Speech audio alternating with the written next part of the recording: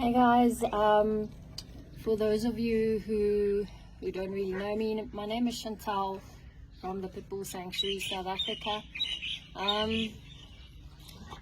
Guys, I've been thinking about doing a video and then I'm like, no, you probably shouldn't because you're angry and you are emotionally charged, but it's you know, doing a reel, I can't fit everything that I want to say into a minute, but I'm tired. I am tired, and so is every single rescue worker in South Africa. I don't know what have become of humans, and I don't even know how people feel comfortable with what they have become and how they have become. I, in my personal capacity, every single week receive between 20 to 50 calls, WhatsApps, messages on the page of people no longer wanting their dogs for various reasons. The various reasons will include we are moving, we are immigrating, my child is allergic to the dog has now started eating other animals that it grew up with, the dog is jumping the walls. In the last 2 weeks, I promise you guys, I have received probably close to, I would say, between 60 and 80 such calls and messages, and not a single one of those messages, calls, WhatsApps, emails was a dog that actually needed rescue. Not a single one. All of those dogs were no longer wanted because it breaks my heart we are moving. It breaks my heart my child is allergic to the dog. It breaks my heart, but the dog is jumping the walls and fighting with the dogs next door. Of all of the calls that I've received in the last 2 weeks, only one person that made contact was devastated, and everything in me wants to help this woman. She was weeping, she was hysterical. Her daughter showed up at home one day with a pitbull puppy, and I have respect for this woman because she didn't tell her daughter that get rid of the dog, or this dog needs to find another home, or we are taking it to the SPCA. She showed her daughter what it looks like to take responsibility for an animal, and they don't have any other animals, they only have this one. And she took this dog on, and they've been trying their level best to make sure that this dog doesn't get into trouble. Unfortunately, this is a very, very typical pit bull terrier, and the dog has been jumping the walls, and the dog has attacked cattle next door. They live on a small holding, and the neighbor next door, she can't prove it, but he's poisoned the dog. The dog almost didn't make it. The dog is back now. The dog jumped the wall again.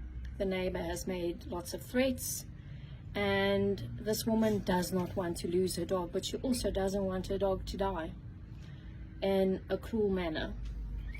And I said to her, I'm sorry, this is the situation. You're not going to find space in the system for this dog, and taking a dog that's used to living in a home environment and putting that dog in a rescue environment for years, possibly for life, is not rescue, that's abuse.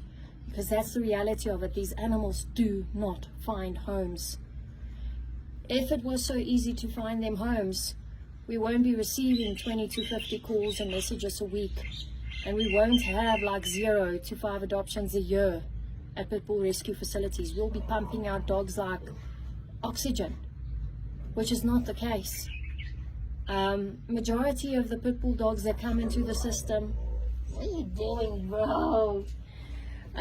Coming into the system don't like other animals. They scale walls. They are, oh, it's not you, it's Emmy, okay? And finding homes for dogs like this is near impossible. Finding homes where they can't get stolen for dog fighting is even harder. finding homes where there are no animals, high walls, electric fencing, and people can't see them from street view is like finding a needle in a 10-ton haystack. But yeah, so of all these calls, only this one woman was begging me for assistance to help her to be able to keep her dog. And she was asking for advice. And everything in me wishes that I could give her the money that she needs to build safe camps to make sure that her dog can't get out. But unfortunately, I can't do that. I don't have that capacity. But of 60 plus calls and messages, only one person was willing to do anything and everything to keep her dog, a dog that she didn't even choose to have.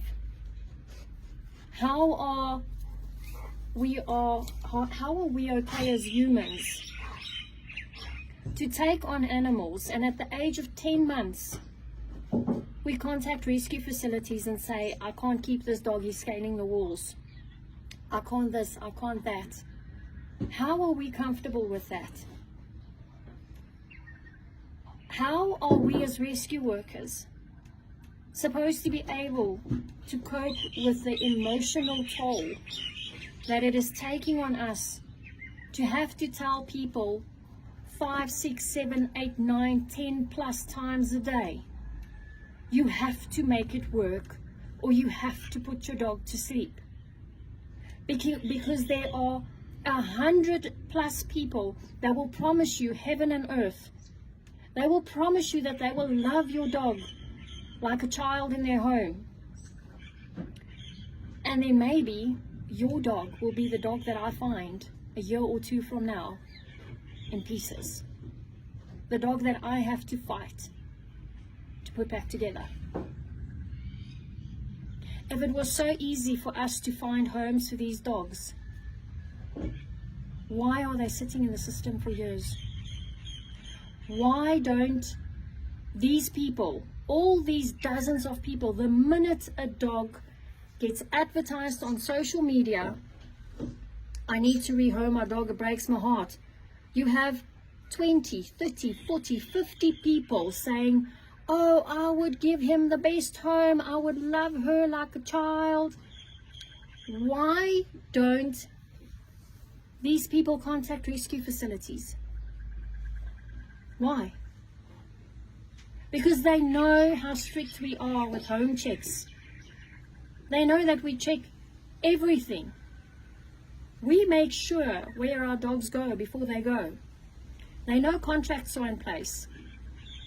They know we will take legal steps if they aren't who they said they were. I got contacted last week by someone and I couldn't respond immediately because I was exceptionally busy. It took me a day and a half to respond to his message. And when I did respond, I did apologize for taking long to respond. And then he was like, no, it's fine, I found her home. And I was like, in your message you said that you've been trying for months to find your dog a home. Now suddenly, now that there aren't any options left for her because you moved and she was with someone else, now suddenly you can find a home for her within a day and a half when you posted her on social media. I hope I'm not going to find your dog in pieces in a year or two. I hope she's not going to be one of the dogs that I'm going to bring in here, not knowing that she's your dog, but she's in pieces. Guys, we have to be better as human beings. We can't keep on doing this. If it honestly breaks your heart, there are people that I'm aware of that lived or currently lives with their dogs in their cars for 3 to 6 months just so that they don't have to get rid of their animals. If this was your child, your human child, would you contact an orphanage and say, it breaks my heart, I can't keep this child anymore? No, you'd live in your car with your child. How is it possible that we've reached this point and we don't realize the problem lies with us. I know life can get hard, but I can tell you, if you work in the rescue system, you see what really carries value in people's lives and what doesn't.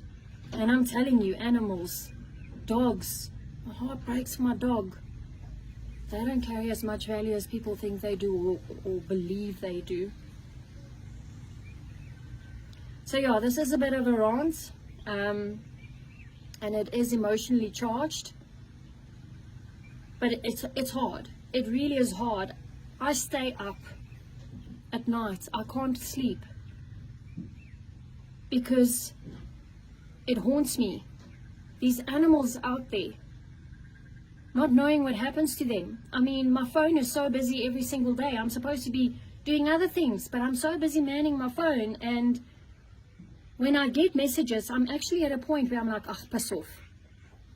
I'm sorry, but it is a reality, because I am emotionally weighted down to a point where I can't. And I'm not the only one.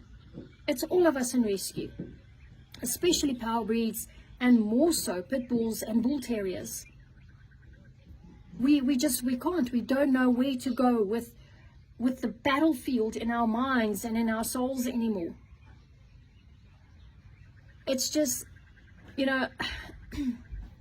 so my son tells me the other day, Mateo, I get another message, oh, it breaks my heart. And I'm like, oh, piss off. And he's like, why do you even answer them? And I said, Mateo, I have to answer them, because if I don't answer them, they will hand that dog to the worst idiot who looks the most promising on Facebook, saying, oh, I love your dog, forever and a day. And what do you think is going to happen to that dog, Mateo? What do you think is going to happen to that dog? Guys, be better. Honestly, fight harder for your animals. Fight for them like you will fight for your human children. Stop failing them. Stop seeing them as being disposable. Stop saying your heart breaks when you're not really trying hard enough to the point where you are willing to live in your car. I really hope the woman that phoned me, who was distraught and devastated, I hope she can get the funds together to build the camp as I instructed her to build it. She doesn't want to lose that dog. And out of everyone I've spoken to, in months actually, she was the only one that was saying, I don't want to lose him. I'm willing to do anything and everything. Please, guys. Please.